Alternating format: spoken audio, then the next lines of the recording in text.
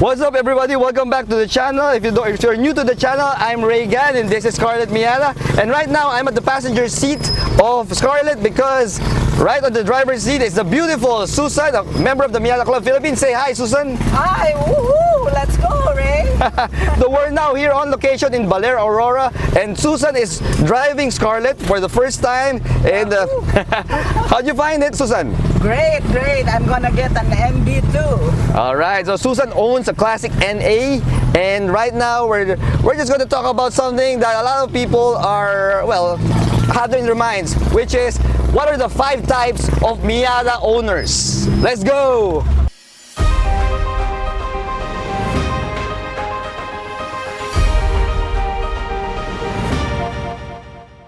So the 5 types of Miata owners. So apparently in the entire sub-genre of the Miata, there are several types of owners that purchase this wonderful little roadster. And in its 30-year life, we've got a lot of owners already, and I've classified them into 5 types, which based on my limited ownership of Scarlett, of the ND, I would say I've noticed amongst my club members and amongst all the people who are watching this channel, all the owners of the Miata or the MX5. So let's get right to it, Susan. Let's go, Ray! So the first type of owner that I noticed, and I guess this makes up a big chunk of the Miata owners, are the purists. Now, It's me! yeah, Susan right here, you're a purist. Now, Susan, what do you think the purist is? Oh, I leave everything the way it was when I bought it. Yeah, so basically you just leave everything stock. Yes, yes. When you leave it all stock, you of course don't want to modify anything. You want to keep it as original as possible. Correct. That's why it's called the purist. And normally, the Miatas owned by purists have the highest resale value. Yeah, so, and then the purists, they normally frown on people who like to modify their cars. Like? Guilty as charged, guys, guilty as charged. And that kind of takes us to the next type of Miata owner, and these are the modders. Modders or the hot rodders for the earlier generations than me. Now, I fall squarely in that category because like when I bought Scarlett, I've started to immediately modify and change a lot of stuff in Scarlett. Okay, so the thing about these modders like me, we normally get the base model Miata and then we start changing it because our principle is very simple. Yes, the Miata is tuned to have perfect handling, weight distribution and all that stuff, but we also firmly believe that the Miata is a mass production sports car.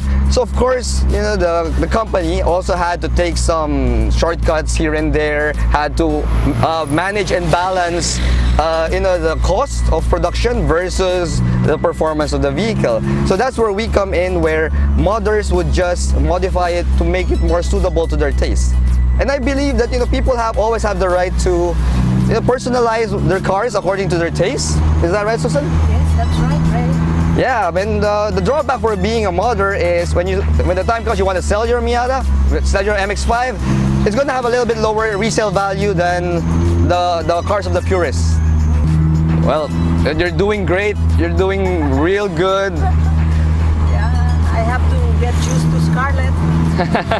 You're driving her like a true Miata owner. Alright, so the third type of Miata owner, MX5 owner, these are the retirees. Okay, the retirees, Susan doesn't fall into that category because Susan is very young and owns her own business, or businesses in fact. Easy, easy. Yeah, very young, look, see? Anyway, retirees. So the retirees, these are the people, of course, as you know, they retired, they want to reward themselves. When they were in their working years, they didn't have enough savings for a new nice Miata, or maybe they had a lot of responsibilities and a 2-seater roadster isn't like the most practical vehicle they can get. So when they become retirees, all their children have grown up, they have grandchildren, they can now indulge in buying that peppy little roadster that they can just cruise around in the Sunset Boulevard and with the top down, windows down, and living the life, just rewarding themselves. But Susan, did you know that that's the meaning of the word Miata? I think I heard it sometime before. before, but can you remind me or refresh me? Yeah, apparently the word Miata, it's like an old German or old African word that means my reward. Correct. Yeah, so it's right smack in the demographic that if you're a retiree and want to reward yourself, you get a Miata. Don't get higher end sports cars like Ferraris or Lambos or I don't know, Paganis and stuff like that. Why? Because as a retiree, you also have to manage your finance as well. And as much as it would be great and awesome to own Ferraris, Lamborghinis, and stuff like that, the maintenance of these cars, they just kill you. And the insurance as well. So as a retiree, you gotta be smart with your finances. Get a Miata. The fourth type of Miata owner, and there's a lot of these, especially for the NYADA, is a racer. The racers, as the name implies, they get a Miata, normally an NA, and they modify it according to their performance requirements, and they take her out to races. It could be autocrossing, it could be track racing.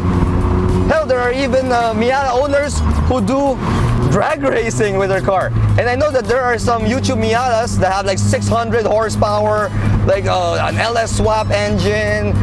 There's even a Miata with a V12 engine. Imagine that, they shoehorned a V12 engine in a Miata. It's probably great for drag racing, probably not for any other things, because wow, that's one heavy engine right there up the nose.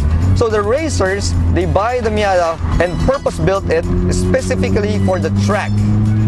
That's the fourth type of owner.